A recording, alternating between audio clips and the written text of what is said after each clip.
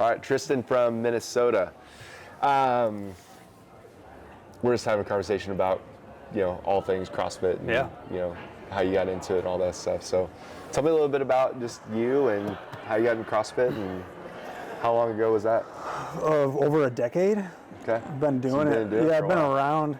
My oldest brother started coaching CrossFit and kind of getting into it, and I was going into 9th grade at the time. Okay.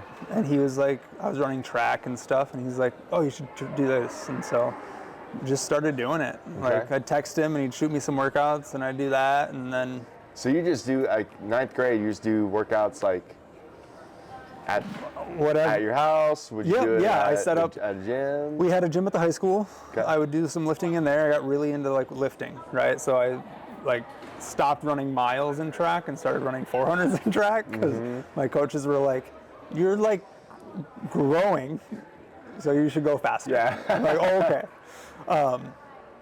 And so I do that a little bit, and then I built the gym in the garage and got a rack and bar and weights and set the mats up and put a pull-up rig between some frames in the garage and just did it. That's awesome. Yeah. So going then through high school, talk a little bit more about your journey. Did you ever get into a CrossFit gym, or did you just keep on training? I did. A CrossFit gym opened.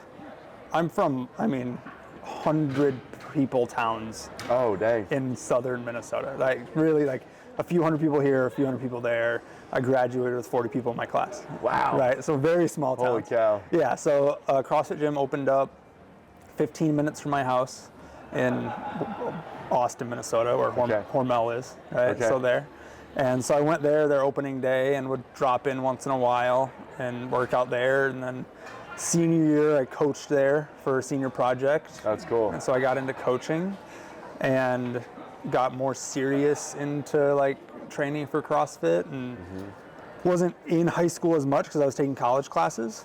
So I had more time. So I trained a little more and started competing a little more, and competed as a teenager for quite a while. And then that transition into an adult is hard. for guys, it's a lot. It's really hard. So didn't, wasn't at very high level relative to everyone for several years.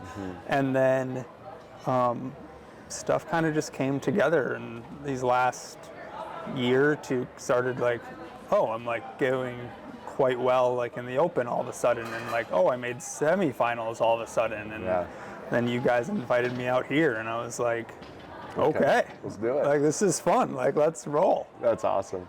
So you've been competing since you're a teenager. I did my first competition when I was 15. Okay. In like 3 months before I turned 16. Okay. Yeah. Tell me about that. It was fun. Like, I did it. My brother did it in the same division as me. He's like 9 years older than I am. And it was just a good time. That's cool. Like, did you beat him? No, not even close. It was a long time before. I could always beat him at like a mile or under running. Yeah. Right? Yeah. Because I just had the track background. Yeah. But anything longer, he had a background in endurance biking and stuff like that. So anything longer, and then he was just bigger, and he's like a man. Oh, yeah. So he's just strong. Yeah. Yeah, there's a big difference. Big difference. So then I did eventually. He kind of stopped training as seriously, and I got more serious. And so there was that very brief overlap, and then it's kind of like, and I'm over now. That's awesome. I remember I think 2018 there was that open workout with like the 8,000 double unders in it. Yeah, and I love double unders and all the movements in that workout. And I beat him in it. I think it was the first like legit workout I beat him in it. I did very well. And my dad texted him. He's like, I heard you lost to Tristan. He's like, to be fair, he beat like so many people in the world with that workout. I was like by far the best I'd ever done in an open workout relative to anything. That's awesome. And so he was like, hold on. I'm like, wait a minute, this doesn't count. So tell me about, so competing is obviously a passion, is that something that you're really focused on full time? Are you doing some other things? Yeah, I thought about doing it kind of seriously once I hit semifinals, and then I just kind of made some big life changes, and now it's kind of more doing this to the level I can for fun. Yep. So I went back to school for nursing, graduated that, went right back into a BSN program that I started a couple months ago. Yeah. Bought a house and like became like an adult. Yeah, Adulting, full on adulting, right? And so now it's much more just like train when I can for fun, kind of back to what I was doing when I made semifinals, honestly. Yeah. Like I made semifinals training an hour a day.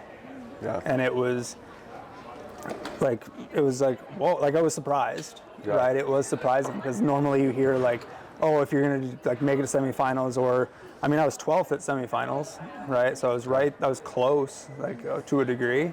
Yeah. And it was like, you hear like, oh, you gotta train 2 hours a day, 3 hours a day. Right. Like it's gotta be everything. And I was like, oh, like maybe if I train 90 minutes a day, I could actually like push, right. but it's kind of bumped down the ladder a little bit, yeah. you know, which is fine. I do it now for enjoyment yeah. and to be like, I've got time, I'm gonna go to the gym, I'm gonna hit a workout and just get some stress off, just get the endorphins going and yeah. be like, all right, it's a good day. Yeah, that's awesome. What do you enjoy most about that and/or CrossFit? CrossFit was the community, right? Like I competed, but I always trained alone, like just out of schedule. Like I've always, you know, just when I worked, when I had school, this or that, training alone is when I trained. Like that was it. So I didn't have a lot of like, oh, I'm having such a fun time yeah. training. Like, no, you're just kind of in a gym alone, listening to music and pounding your head into the dirt. Right. And you're like, all right, I'll come back and do it again tomorrow. Yeah. But it was coaching and the community and like really the family that you make at the gyms is like, this is what's great about CrossFit. Like, you know, like I'm here and just came out alone, you know, like I just like, yep, I'll head out and hang out. And I happen to have met someone that now lives down here from a gym I coached at. And he was like, hey dude, we live down here. We have a place down here. Come stay and hang out. That's cool. And I'm like, awesome.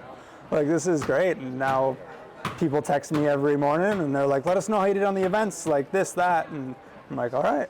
And that's cool. Like, that's what it is. It's like, oh, this is what's fun about it. That's awesome.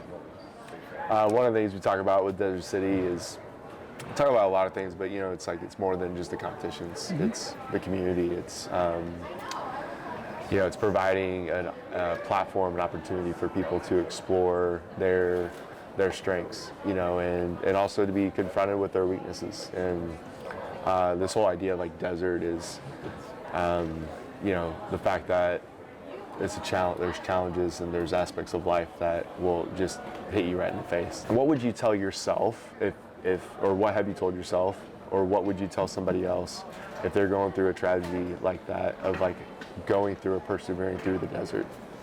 Yeah, I think a big thing is like start to see over that horizon, right? Like what's over that and what's coming forward as you go, right? It's a big thing of you kind of get stuck almost looking down. And if you're walking through a desert, it looks a lot the same the whole time you're looking down. And a lot of the time you can say, put your head down and just keep going, you know, small steps, small check marks. But when those things start to constantly look the same and feel like you're not going anywhere, you need to look up once in a while and see over that horizon. Like, all right, this was your goal. Like, look up. How much closer are you now to that horizon? Like, where's that? And all of a sudden you're like, oh, it's like there. And I think that's kind of where I'm getting to in life now, with making some changes and focuses of like, that's what's over the horizon. And I'm like, now I can kind of see it, and I can kind of see it's getting there, and it's like, okay, work to that. That's like awesome. Take each step and see it get a little higher over the horizon. Dude, I love that, man. Thank you. Of course, thank you. Appreciate it. Good luck this weekend. Yeah, good luck. Thanks, guys.